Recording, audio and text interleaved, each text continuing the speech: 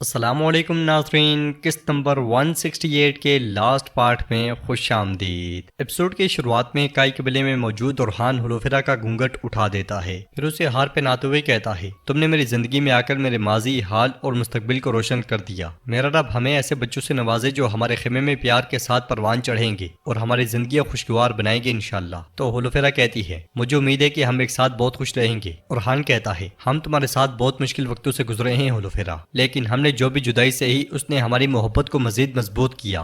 یہ سن کر ہولوفیرا کہتی ہے، ہم جس بھی راستے کا سفر باندھیں گے، میری طاقت جب تک سلامت ہے، جب تک میری زندگی وفا کرتی ہے، میں تب تک تمہارے ساتھ ہوں۔ باہر عثمان صاحب گھڑ سواروں کو دیکھتے ہوئے کھڑے ہو جاتے ہیں اور کہتے ہیں، ارے ماشاءاللہ ماشاءاللہ۔ اسی لمحے ایکوت وہاں پہنچتا ہے اور عثمان صاحب سے کہتا ہے، رومی لوگ بغاوت کر چکے ہیں حضور، شہزادے پر راہب کو قتل کرنے کا الزام ہے، سوغوت ہر طرف سے آگ کی زد میں ہے۔ عثمان صاحب کہتے ہیں، تم کیا کہہ رہے ہو ایکوت؟ ایکوت کہتا ہے، ہمارے سپاہی انہیں روکنے کی کوشش کر رہے ہیں، لیکن بغاوت برفانی تودے کی طرح بڑھتی جا رہی ہے، حضور سوغوت جل رہا ہے۔ عثمان صاحب پوچھتے ہیں، یہ کیسے ہوا؟ سردار کرسی کہتا ہے، اگر آپ کی طاقت بغاوت کو ختم کرنے کے لیے کافی نہیں ہے عثمان صاحب، تو میں اپنی ریاست کی پوری طاقت کے ساتھ یہاں ہوں۔ مگر عثمان صاحب کہتے ہیں، نہیں، بیگم خاتون جلدی سے کرادین پہنچیں، تمام حفاظتی اقدامات کو یقینی بنائیں۔ بائیحان بے اور گنجر بے، آپ بھی جلدی سے سرحدوں تک پہنچیں، آنکھیں کھولو اور تلواریں تیز کرو، علاؤالدین سپاہیوں کو تیار کرو، ہم سوغوت جائیں گے۔ ناظرین، اس کے بعد ہم دیکھتے ہیں کہ صبح کے وقت عثمان صاحب بالا خاتون اور سپاہیوں کے ساتھ گھوڑے دوڑا رہے ہوتے ہیں اور وہ مسلسل سوغوت کی جانب بڑھتے ہی چلے جاتے ہیں۔ دوسری طرف لوکاس اپنی فوج کے پاس پہنچتا ہے، البائی بھی بازنطینی لباس پہنے ہوئے ان میں موجود ہوتا ہے اور فوج کو دیکھتے ہوئے کہتا ہے، کون سی چالیں ترتیب دے رہے ہو لوکاس؟ ارکادیوس لوکاس سے کہتا ہے، فوج کرادین قلعے کے محاصرے کے لیے تیار ہے کمانڈر لوکاس۔ تو لوکاس کہتا ہے، ترکوں کی نافرمانی سے اندھی ہوئی آنکھیں ہمارے کرادین کے محاصرے سے کھل جائیں گی۔ میرے فوجیوں، آج فتح کا دن ہے، ترکوں کی طرف سے قبضے کیے گئے علاقے کرادین کی آزادی کا دن ہے۔ اس سے پہلے کہ ترک سمجھے کہ کیا ہو رہا ہے،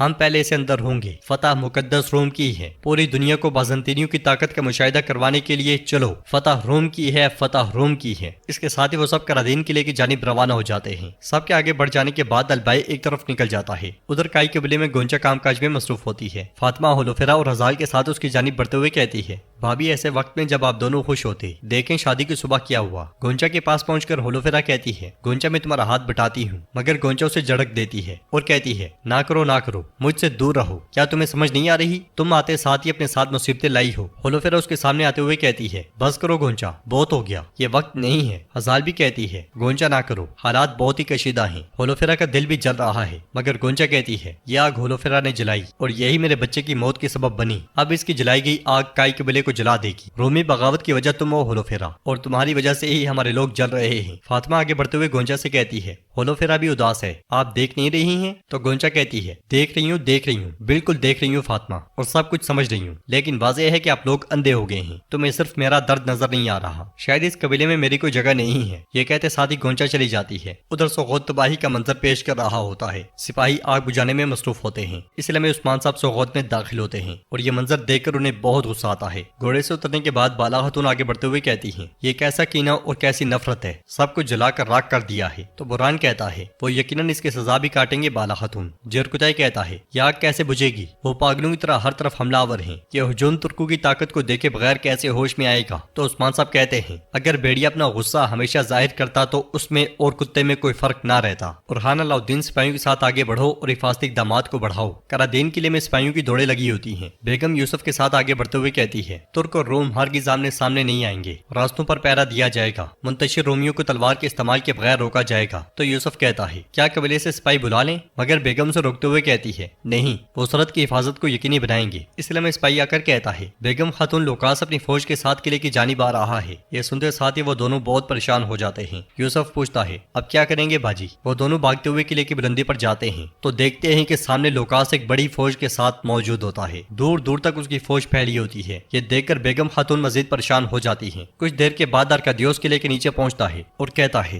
مشہور بازنطینی کمانڈر لوکاس ہتھیار ڈال کر کرادین قلعہ دینے کو کہہ رہا ہے۔ تو بیگم کہتی ہے، اس کا مطلب ہے کہ آج ہماری تلواروں کے نصیب میں لوکاس کی فوج ہے، ذرا حملہ تو کرے، اس شیطان کی فوج میری دیواروں سے گزرنے سے پہلے ہی کچل دی جائے گی۔ جواباً ارکادیوس کہتا ہے، خود پہ زیادہ بھروسہ نہ کرو بیگم خاتون، نہ عثمان صاحب اور نہ ہی کوئی اور تمہیں بچانے آئے گا، اپنے بھائی اور سپاہیوں پہ رحم کرو اور ہتھیار ڈال دو۔ مگر بیگم خاتون کہتی ہیں، کرادین میں شہادت سے ڈرنے والا کوئی ایک بھی نہیں ہے، لوکاس سے جو کچھ ہو سکتا ہے کسی بھی کمی کے بغیر شوق سے کرے۔ یہ سنتے ساتھ ہی ارکادیوس پلٹ جاتا ہے اور یوسف کہتا ہے اگر امداد نہیں آتی تو اس فوج کے ساتھ پنجہ آزمائی مشکل ضرور ہے، لیکن ہم ہر حال میں لڑیں گے۔ کائی قبیلے میں فاطمہ ہولوفیرا کے ساتھ آگے بڑھ رہی ہوتی ہے اور کہتی ہے آپ جانتی ہیں کہ گونچا بھابھی آپ کو بہت چاہتی ہیں۔ جواب میں ہولوفیرا کہتی ہے میں اور گونچا بہنوں جیسی تھی، وہ کیسے سوچ سکتی ہے کہ میں اسے تکلیف پہنچاؤں گی؟ جواب میں فاطمہ کہتی ہے ابھی ان کا دل جل رہا ہے، وہ تبھی اس طرح کی باتیں کر رہی ہیں، جب تک آگ بجھ نہیں جاتی ہم انہیں خوش آمدید کہیں گے۔ تو ہولوفیرا کہتی ہے فاطمہ تم کتنی بڑی ہو گئی ہو۔ اس لیے میں الجھن بھاگتی بھاگتی آتی ہے اور کہتی ہے گونچا خیمے میں نہیں ہے، نہ ہی قبیلے میں نے ہر جگہ اسے دیکھ لیا ہے۔ یہ سنتے ساتھ ہی فاطمہ اور ہولوفیرا بہت پریشان ہو جاتی ہیں اور فاطمہ اس لمحے کو یاد کرتی ہے جب علاؤالدین نے اسے کہا تھا۔ اس کا درد اتنا بڑا ہے کہ اس نے کہا ہے کہ یہاں سے چلتے ہیں۔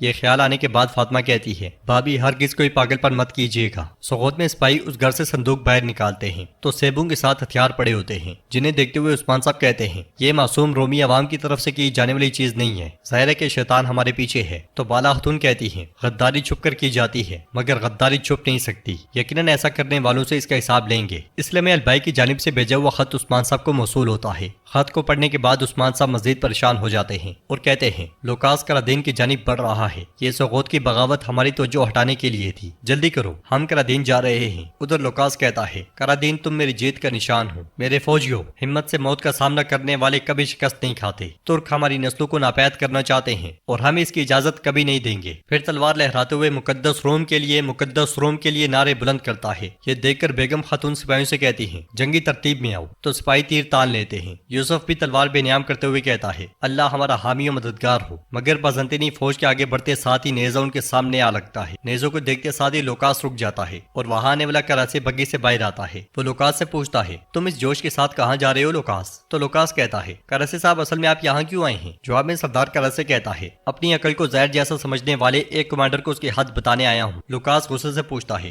کیا تم میرے ساتھ نہیں تھے؟ تو سردار کراسی کہتا ہے اگر تمہارے ساتھ ہوتا تو اب یہاں کھڑا ہوتا کیا؟ دیکھو میں تمہارے ساتھ نہیں بلکہ تمہارے سامنے ہوں، عثمانی سرزمین ہی کیوں نہ ہو، ترک سرزمین پہ حملہ کرنے والوں کو اس کی حد نہیں بتاؤں گا، کیا تم نے ایسا سوچا؟ لوکاس ہنستے ہوئے کہتا ہے میں اپنی پوری فوج کے ساتھ یہاں ہوں کراسی، کرادین کو لینے کے لیے آیا ہوں، تم مجھے روک نہیں سکتے۔ جواباً سردار کراسی کہتا ہے تمہاری فوج یہاں ہے تو بورسا کو میرے غضب سے کون بچائے گا؟ لوکاس کہتا ہے کراسی بے آپ غلط پٹری پر ہیں، یہ راستہ آپ کو جہنم تک لے جائے گا۔ جواباً سردار کراسی کہتا ہے میں جس راستے کو صحیح سمجھتا ہوں اس سے نہیں ہٹتا، میری فوج سمندر کے ساتھ ساتھ خشکی یعنی کہ بورسا اور نیکیا میں تیار ہے، ایک حکم کا انتظار ہے، اگر یہاں کوئی قلعہ گرتا ہے تو وہاں ایک شہر ٹوٹے گا۔ لوکاس کہتا ہے مطلب یہ کہ تم میرے دشمن ہونے کا خطرہ مول لے رہے ہو، نتائج بہت تکلیف دہ ہوں گے کراسی بے۔ تو سردار کراسی بازو پھیلاتے ہوئے کہتا ہے یہ رہا میدان اور یہ رہا مرد، میں جنگ سے ہرگز نہیں ڈرتا، یا تو کرادین سے دور رہو یا تو بورسا میں جسموں پہ سر نہیں رہنے دوں گا۔ لوکاس پوچھتا ہے کیا تم عثمان کو جتوانا چاہتے ہو؟ چاہتے کیا ہو تم اور کیوں؟